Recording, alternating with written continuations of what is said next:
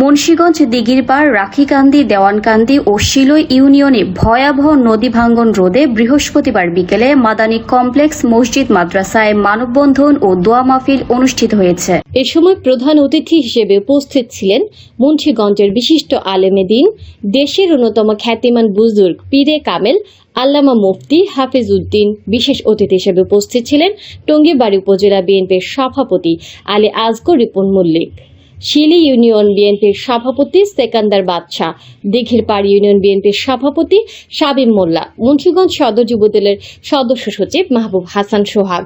আরও উপস্থিত ছিলেন দিঘিরপাড় বাজারের বিশিষ্ট ব্যবসায়ী, শিল্পপতি ও সমাজসেবক মুজিবুর রহমান সর্দার, দিঘিরপাড় বাজার বিশিষ্ট ব্যবসায়ী জনাব মিজানুর রহমান খান এবং শিক্ষাবিদ, মাদ্রাসা, স্কুল, কলেজ শিক্ষক, গণমাধ্যম কর্মী সহ নানা পেশার সদস্যবৃন্দ। নীতি নৈতিকতার আমরা সব সময় ফলো করি। প্রিয় নেতৃবৃন্দ, দিঘিরপাড়বাসী, নদী ভাঙনের এই মানববন্ধন থাকবেন আর দ্রুত গতিতে যাতে আমাদের মাদানী কমপ্লেক্সের বেরিবাদরা হয়ে যায়, এটা আকুল আবেদন করছি।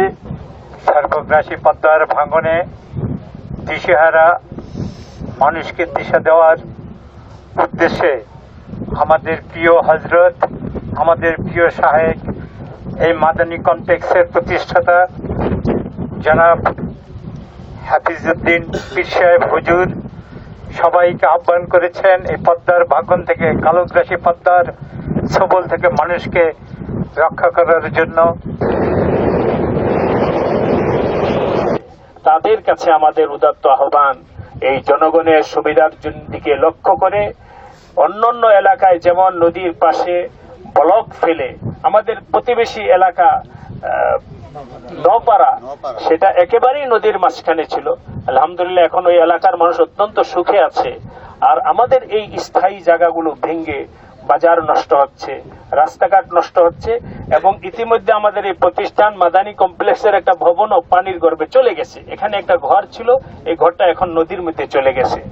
এর পাশাপাশি আমাদের সকলের মুরব্বী জনাব আলী আসগর রিপন মল্লিক সাহেব বলেছেন, মাদ্রাসার ভবনটা একেবারে নদীর পাশে, আল্লাহর ঘর মসজিদটা একেবারে নদীর পাশে।